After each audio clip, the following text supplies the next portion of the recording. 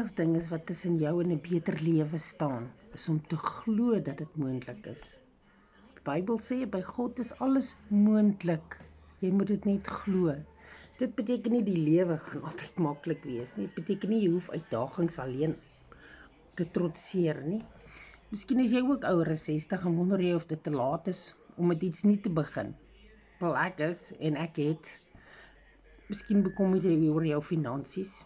Miskien het iemand vir jou gesê aanlyn inkomste is nie vir mense van jou ouderdom nie. Wel ek sê vir jou dis bollie. Moenie toelaat dat vrees jou besluit te bepaal nie. Laat jou geloof jou lei. God kan deure oopmaak wat jy nooit gedink het moontlik is nie, glo my.